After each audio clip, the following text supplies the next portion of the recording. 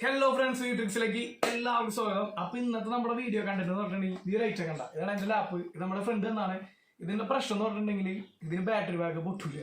അതായത് ഒരു 5 മിനിറ്റ് 10 മിനിറ്റിനുള്ളിൽ ഐറ്റം ഫുൾ ചാർജ് ആവും. അതുപോലെ തന്നെ 5 മിനിറ്റ് ഉപയോഗിക്കുമ്പോഴേക്കും ഡ്രെയിൻ ആയിട്ട് ഇത് ഓഫ് ആയി പോകും. ഈ സംഭവം നമ്മൾ അഴിച്ച് ഇതിന്റെ സെല്ലൊക്കെ മാറ്റി കിഡിലിനാക്കാനുള്ള പരിപാടിയാണ്. ഇപ്പൊ ജസ്റ്റ് നമ്മുടെ 2 സെല്ലൊക്കെ ഉണ്ട്, അതൊക്കെ വെച്ചിട്ട് നമ്മൾ ചെയ്ത് നോക്കിയാണ്. നമുക്ക് ബാക്കി ഫുൾ വീഡിയോ കാണാം.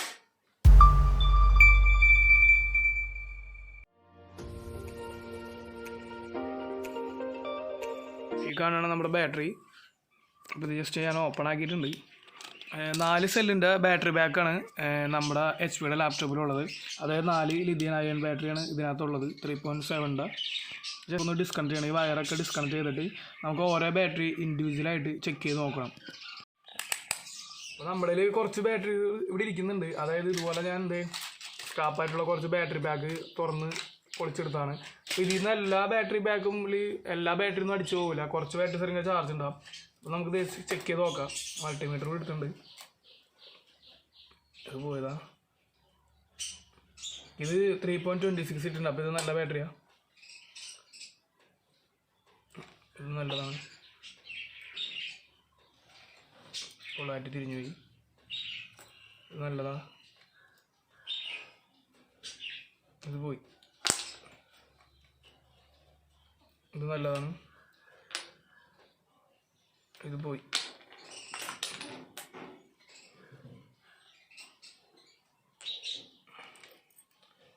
അപ്പം ഇത്രയും ബാറ്ററി കുഴപ്പമില്ല. വേറെ കുറച്ചുകൂടി ബാറ്ററീസ് ഉണ്ട് ഇവിടെ. ബാറ്ററി നല്ലതാണ്. നമുക്ക് നേരത്തെ പൊളിച്ച ഒരു 3 എണ്ണത്തിൻ്റെ അടുപ്പിച്ചിട്ടുള്ള ഒരു സെല്ല് ഇരിക്കുന്നുണ്ട്. അതും ജസ്റ്റ് ഒന്ന് ചെക്ക് ചെയ്ത് നോക്കാം. ഫുള്ളായിട്ട് വെച്ച് ചെക്ക് ചെയ്ത് നോക്കണം. ഇത് നല്ല ബാറ്ററിയാണ്. ഇത് നല്ലതാണ്. ഇത് നല്ലതാണ്. പിന്നെ ഇതിൻ്റെ ഒരു ബാലൻസ് എല്ലാം ഇവിടെ ഇരിക്കുന്നുണ്ട്. ജസ്റ്റ് ഇതും ചെക്ക് ചെയ്ത് നോക്കിയപ്പോൾ ഇത് ഓക്കെയാണ്. അപ്പോൾ ഈ ബാറ്ററി ബാക്ക് പക്കയാണ്. കാരണം നമ്മുടെ ബാറ്ററി എന്ന് പറഞ്ഞിട്ടുണ്ടെങ്കിൽ ഇതേപോലെ 4 സെല്ല് അടുപ്പിച്ച് വെച്ചാണ്. അപ്പോൾ വേറെ നമ്മൾ സോൾഡർ ചെയ്യേണ്ട ആവശ്യമില്ല. ഈ ഒരു ബാറ്ററിയും കൂടി ഇവിടെ സോൾഡർ പിടിപ്പിച്ചാൽ മതി. ബാക്കിയൊക്കെ സെപ്പറേറ്റ് ആയതുകൊണ്ട് നമ്മൾ സോൾഡർ ചെയ്യാൻ ഇത്തിരി പണി കിട്ടും.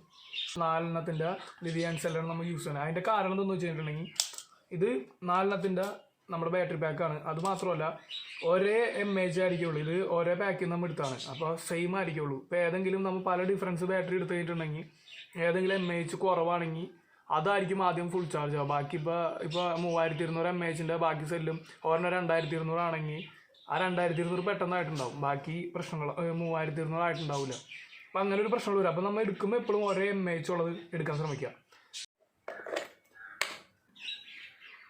നമുക്ക് എല്ലാ ബാറ്ററിയും ഒന്ന് ഡിസോൾഡർ ചെയ്തെടുക്കാം.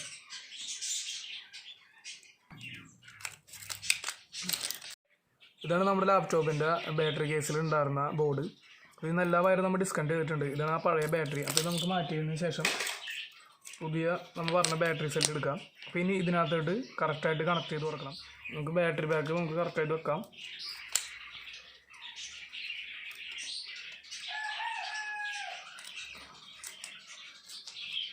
ബാറ്ററി നമ്മൾ കറക്റ്റായിട്ട് എല്ലാം വെച്ചിട്ടുണ്ട്. ഇനി ജസ്റ്റ് എല്ലാ സെല്ലും ഒന്ന് കണക്ട് ചെയ്ത് ചെക്ക് ചെയ്ത് നോക്കാം. 3.43 ഉണ്ട്. ഇല്ല, ഇതിലുണ്ട്. അപ്പം എല്ലാ ബാറ്ററിയിലും ഒരു 3.40 അടുത്ത് നമുക്ക് 3.40 വോട്ടിൻ്റെ അടുത്ത് ചാർജ് ഉണ്ട്. അപ്പോൾ ഇതൊരു സീരിയസ് കണക്ഷനാണ്. ജസ്റ്റ് നമുക്ക് ടോട്ടൽ എത്രയുണ്ട് നോക്കാം. 13.96 ആ റേഞ്ചിൽ നമുക്ക് വരുന്നുണ്ട്. അപ്പോൾ ജസ്റ്റ് നമുക്ക് ഇതൊന്ന് ചാർജ് ചെയ്തോളാം. പിന്നെ ചാർജ് ഉണ്ടാവില്ല. അപ്പോൾ ഇതെല്ലാം ഒന്ന് കണക്ട് ചെയ്യണം. അപ്പോൾ ഈ ഒരു ബോർഡ് ഇതിനകത്തോട്ട് തിരിച്ച് വെക്കാം.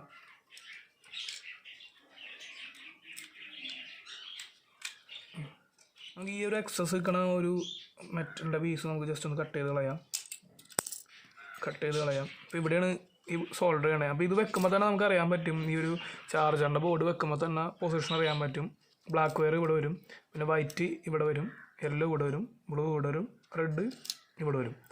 ജസ്റ്റ് അതുപോലെ തന്നെ വെച്ചിട്ട് അത് ആ സെല്ലിൻ്റെ ഡിസ്റ്റൻസിനായിരിക്കുള്ളൂ ഈ ഒരു കേബിളുകളുടെ നീളം വന്നേക്കണത്. അതുപോലെ തന്നെ നമുക്ക് സോൾഡർ ചെയ്ത് പിടിപ്പിക്കാം. ജസ്റ്റ് സോൾഡർ കൊടുക്കാം. പിടിക്കാൻ ചാൻസ് കുറവാണ്. അപ്പോൾ നമുക്ക് ഉരച്ച് കളഞ്ഞിട്ട് സോൾഡർ ചെയ്ത് നോക്കാം. നമുക്ക് നൈഫ് എടുത്ത് ജസ്റ്റ് ഒന്ന് ഉരയ്ക്കാം കേട്ടോ. ഇവിടെ പിടിച്ചിട്ടുണ്ടല്ലോ.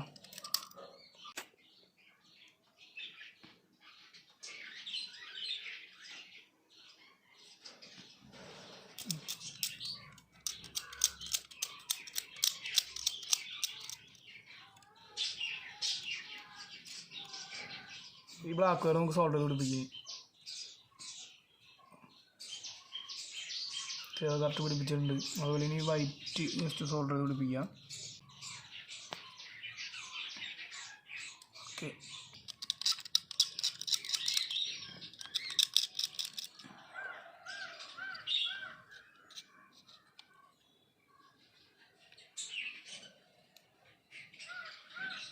ഇവിടെ ലാസ്റ്റ് സെല്ലാണ്.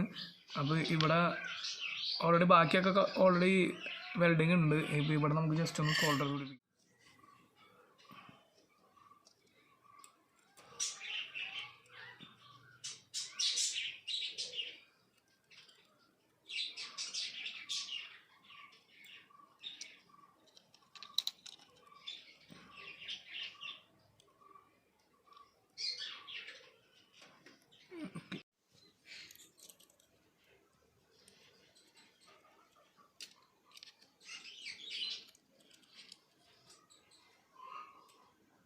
അപ്പോൾ എല്ലാ കണക്ഷനും കറക്റ്റായിട്ട് കൊടുത്തിട്ടുണ്ട്. ഞാൻ ജസ്റ്റ് ഒന്ന് അടുപ്പിച്ച് കാണിച്ചു തരാം.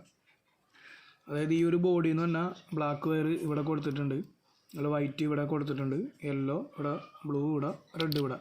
അപ്പോൾ ഇതിൽ നമുക്ക് വെക്കുമ്പോൾ വേറെ കൺഫ്യൂഷൻസ് ഒന്നും വരില്ല. കാരണം ബാറ്ററിയുടെ ലെങ്ത്തിനനുസരിച്ചിട്ടുള്ള വയറേ ഇവിടെ ഉണ്ടാവുള്ളൂ. അപ്പോൾ അതിനനുസരിച്ച് നമുക്ക് മനസ്സിലാക്കാൻ പറ്റും ഏതൊക്കെയാണെന്ന്.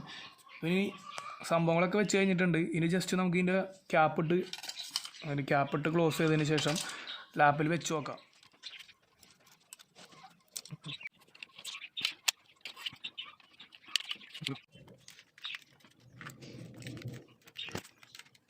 അത് ബാറ്ററി റെഡി ആക്കിയിട്ടുണ്ട്. ഇനി ജസ്റ്റ് ഒന്ന് കണക്ട് ചെയ്ത് നോക്കാം.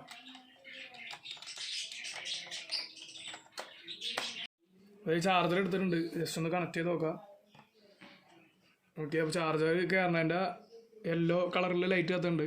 ജസ്റ്റ് ഒന്ന് നമുക്ക് തുറന്നിട്ട് നോക്കാം. ഓക്കെ, അപ്പോൾ നമ്മുടെ ബാറ്ററി കറക്റ്റായിട്ട് ചാർജിങ് മര്യാദക്ക് നടക്കുന്നുണ്ട്. ബാറ്ററി ചാർജിങ് നടക്കുന്നുണ്ട്.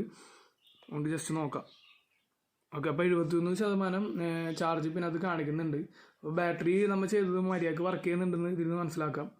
അപ്പോൾ ഇത്രേ ഉള്ളൂ. നമ്മുടെ ബാറ്ററി ചാർജ് ഇതുപോലെ ബാക്കപ്പ് ഒക്കെ കുറവായിട്ടാണ് കാണിക്കുന്നുണ്ടെങ്കിൽ ഇതേപോലെ ജസ്റ്റ് ചെയ്യാൻ പറ്റുന്നുണ്ടെങ്കിൽ ട്രൈ ചെയ്ത് നോക്കാം.